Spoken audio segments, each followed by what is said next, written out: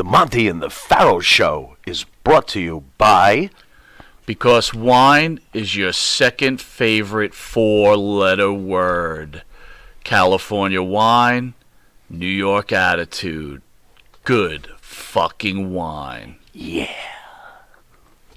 The main attraction was Hangman Page burnt down Swerve Strickland's house that he brought from his parents. What do you think of that angle, bro? And of course, Well, I didn't put the picture up, so that's a whole. boy, I tell you, I am so buying this pay-per-view. I haven't been this upset since the neighborhood bully ripped my G.I. Joe doll's head off. I'm very upset. Very upset. What a terrible thing to do to somebody. When is it okay to like burn someone's house down? I gotta get that, Jimmy. Are the police looking for him? I mean, you can't burn somebody's house down. That's a crime. Here's a problem: no one's watching, so no one. What is it like if a tree falls in the forest? No one hears it. If a house burns down on TBS, no one saw it. Besides, we saw Randy do this to Bray years ago. Oh, that's true. That's so true. Once again, points for no originality over in AEW. I'm like, wrestling's cyclical, right? What do you think of that? It just keeps coming around and around and around. I guess eventually you just run out of angles, right? Yeah. Wow. Is it raining here? Oh my God. Guess what though? You can't hear it. Oh, well, that's good because I can, but wow. All right. But not to bash on AEW, dude. I got to be honest with you, right? Yeah. Mercedes, Mone, and Kamille. Dude, I'm digging them, man. I think it's starting to get over a little bit. It's almost like the Shawn Michaels Diesel combination. What are you thinking? I think how dare you mention those two in the same breath as Shawn Michaels and Diesel. First off, wait a minute. Look. Well, you can't see, but there's Mercedes. I watched it. I got the scripts early enough that I was able to go and check everything out.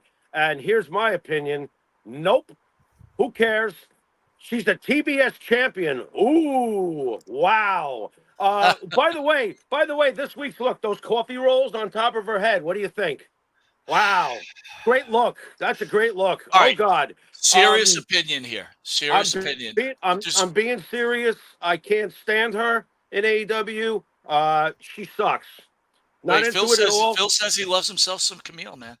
Well, Camille's a different story. Camille's playing her role fine because Camille is doing a role that's kind of hard to fuck up.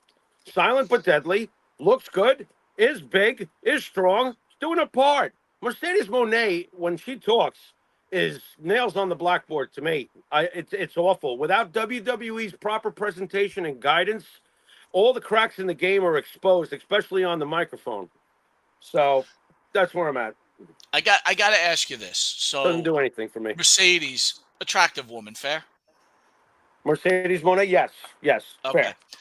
So you remember the husband that she was married to? By the way, Dan Sikovic. I hope I'm saying that right, Dan. He says Pharaoh's right, dude. Thank you, Dan. A lot of people believe in what you say, dude.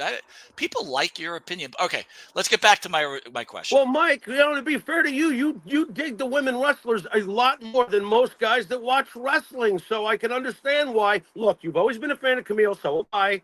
Fair. I was a fan of Sasha Banks.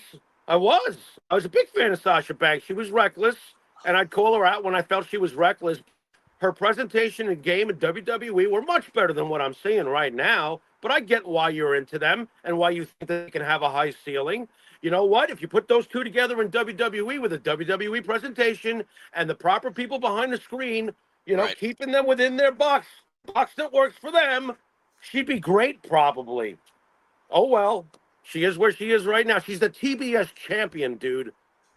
Really? Yeah, I'm not really getting that, man. But let me ask you this.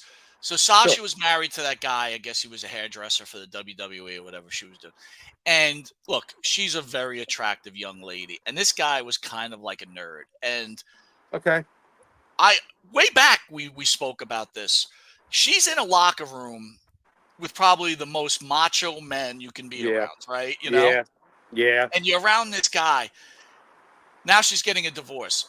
Like, wasn't that doomed for failure from the get-go? Just like I got to be honest with you, before we would talk about Samantha Irvin, The longer Ricochet stays in AEW, you're going to find out that Samantha Irvin is riding someone else's Space Mountain. You know what I'm saying? It could be. It could be. Look, most of the time, sadly but truly, the odds are with what you're getting at. Uh, Once in a while, there is a couple that truly loves each other and somehow makes it work and stays faithful. But it seems to be rare, especially in the wrestling business, from what we've seen. You know what I mean? Like Becky and Seth are, they stay together in the same company. They're top tier stars. That will probably work long term. It's worked to this point. They have a child. So maybe they're the exception to the rule. But in general, you're right. I mean, the cat's away, and the cat is nothing like these pedigrees that she's around, and who knows? The math says yes, unfortunately. Just 8 out of 10 times probably sad enough. Is Sasha Banks' career or her legacy going to be destroyed? No, I tend to compartmentalize when it comes to this stuff. You can't take away her WWE career. She had a great WWE career. She did a lot of important things. She was in part of a very important movement and a major part of it. This is something I don't lump in with that. It's its own thing, and it's not been a success. But so what? That's the way it goes sometimes. I think I asked you this before. So Dan brings up Buddy and Rhea, right? Two separate companies. They got married. Right. How do you think that relationship's going to last? And then I think I asked you this before. It was like, here's Rhea. She's with, married to Buddy, but we know Buddy was with Alexa Bliss, and I think he was with somebody else. Okay. Is it, and we all know Alexa dumped Buddy. Is there any sort of is there a jealousy thing going on there? Does this become a problem? If Alexa Bliss comes back to the WWE, is there a problem between her and Rhea? It could be, but I don't really know because I don't know the dynamics backstage. All I can do is just speculate like everybody else who's not back there. It could be. I don't know. I really have no idea. I mean, Alexa's been in the company a long time. Rhea's comfortably at the top of the food chain right now in the women's division. She really would have no reason to worry about Alexa. Buddy's not even there, right? I mean, Buddy's over in AEW doing whatever he's doing. So I don't see why. I would hope that they could all be professionals and just do their fucking job. I would tend to think that would be the deal. How come Buddy didn't get over? The guy's built like a brick shithouse. His mic skills are but good wrestler.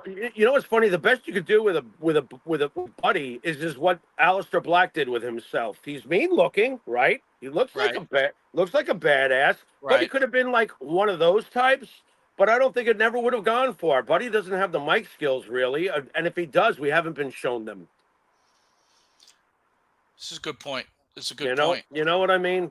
So, do I think Buddy and Rhea could work out? For some reason, I do. That's my gut read on that one. But like I said, they could again be the exception to the rule.